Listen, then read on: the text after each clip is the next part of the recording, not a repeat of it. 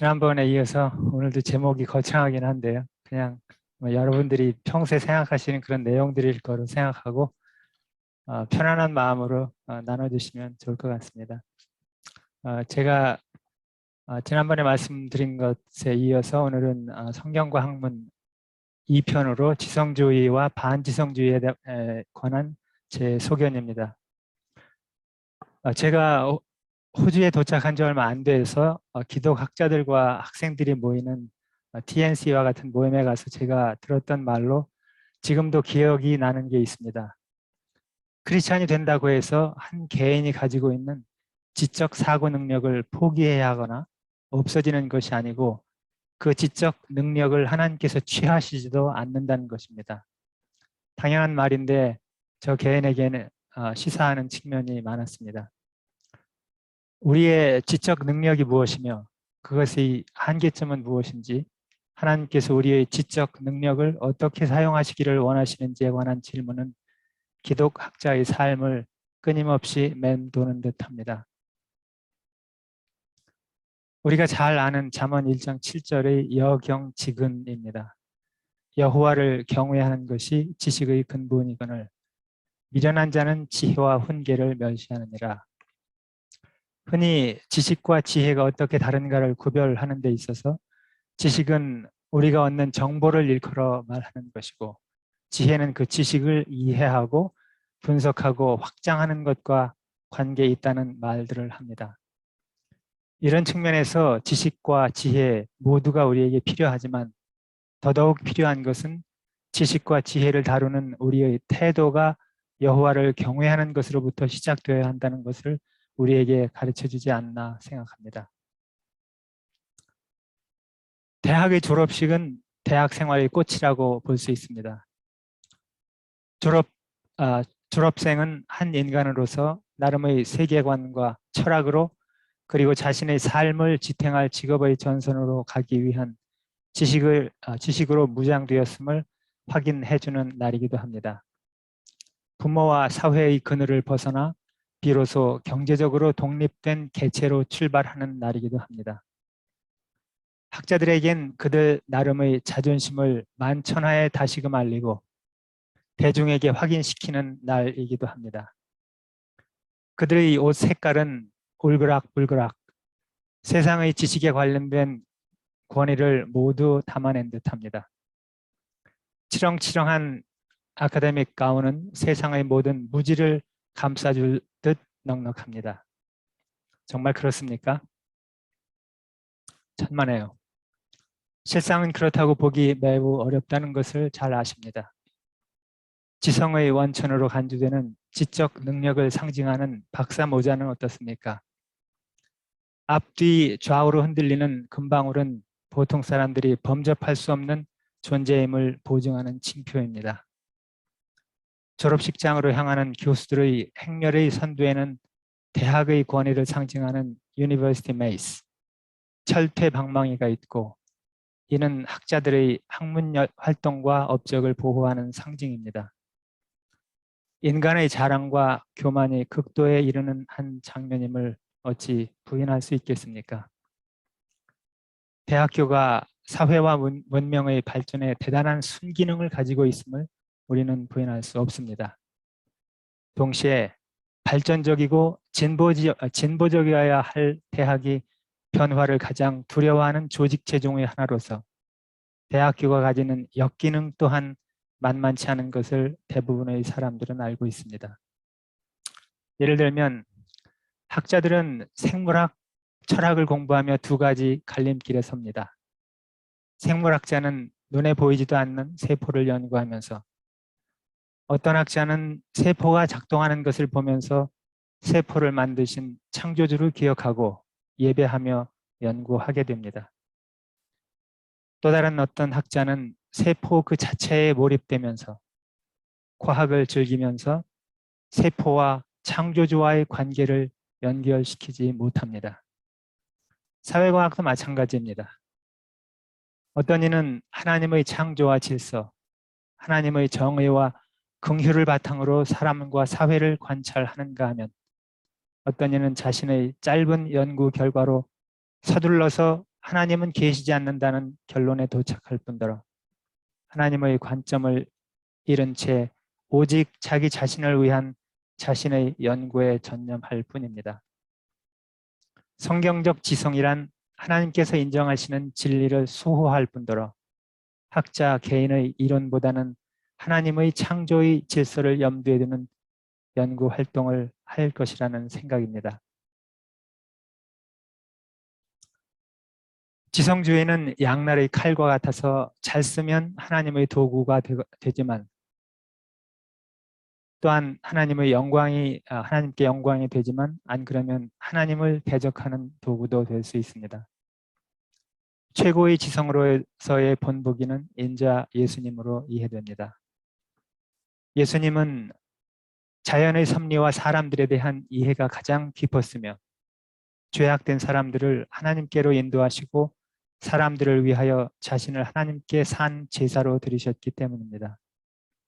또한 예수님은 당대의 그 어느 신학자보다 성경을 잘 아셨고 예수님이 시험 당하실 때에 가장 적절한 말씀으로 대항하셨습니다.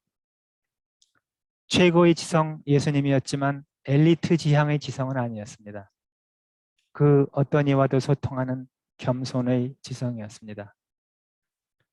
기독 지성인은 최고를 지향하되 겸손의 태도로 접근합니다.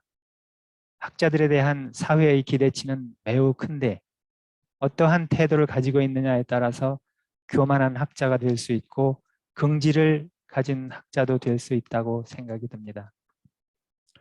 영어 단어 pride라는 단어에는 두 가지 뜻이 있다고 합니다. 하나는 겸손과 반대되는 교만이고 다른 하나는 수치와 반대되는 긍지입니다. 교만은 우리의 성공에서 하나님과 다른 환경들을 배제시켜 버립니다. 교만의 본질은 자기중심적인 태도와 이기심이며 성경은 이것을 정죄합니다. 그렇다고 성경이 자아를 적대시한다는 뜻은 아닙니다. 자아는 하나님의 선한 피조물 가운데 하나입니다. 그러나 이기심은 창조주보다 피조물을 더 섬기는 것입니다.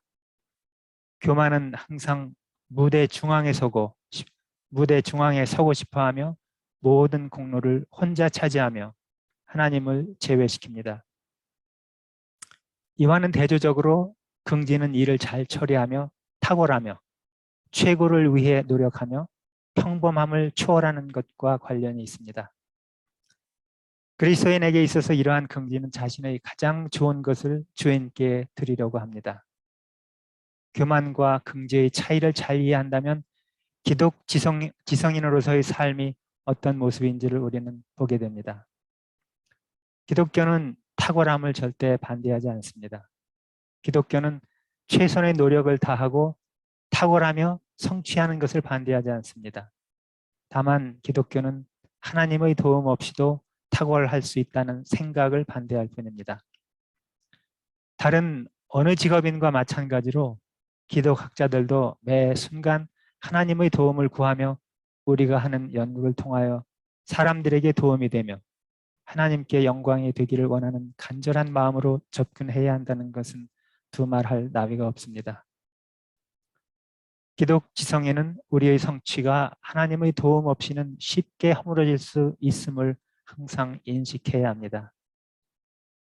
우리가 잘 아는 미켈란젤로는 시스틴 성당에서 걸어 나오면서 자신이 정말 아름다운 작품을 완성했다는 것을 알고 긍지를 느꼈다고 합니다. 사람들은 성당의 천장을 바라보면서 언제나 하나님께로 이끌리며 사람들은 미켈란젤로가 아니라 하나님을 예배하고 싶은 마음을 느낀다고 합니다. 하나님은 우리가 훌륭한 일을 하게 하셨으나 그 목적은 우리의 자랑이 아니라 그분께 영광을 돌리는 것이라고 마태복음 5장 16절은 알려주고 있습니다. 이같이 너희 빛을 사람 앞에 비추게 하여 저희로 너희 착한 행실을 보고 하늘에 계신 너희 아버지께 영광을 돌리게 하라. 예수님 당시의 제사장과 서기관은 기득권과 결탁한 천박한 그룹으로 하나님께서 주신 달란트를 유용하게 사용하지 못한 집단이었습니다. 그들의 복장이 대학 교수들과 목사들의 복장을 연상시킵니다.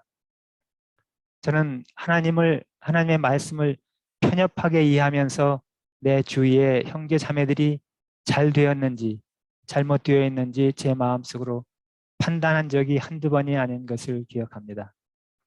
지극히도 반지성주의적인 행태라고 생각이 듭니다. 모든 학술 활동이 가능하고 학문의 자유가 보장되어야 함에 저 개인적으로 이견은 없습니다. 그럼에도 불구하고 모든 학문이 가하나 모든 학문이 하나님 앞에 용납되지는 않는다고 생각합니다. 이렇게 말하면 어떤 이는 서둘러서 말하기를 이 세상에 많은 학설이 있지만 하나님 말씀 외에는 모두 무용지물이라는 반지성주의를 서둘러 들고 나옵니다. 물론 동의가 되지는 않습니다. 반지성주의의 예로는 중국의 분석행위, 문화혁명, 그리고 우리 대한민국의 빨치산 남로당의 폐악행위, 빨갱이 논쟁 등은 많은 이들의 생명과 인격을 앗아갔습니다. 하나님의 질서와도 먼 행위라고 간주됩니다.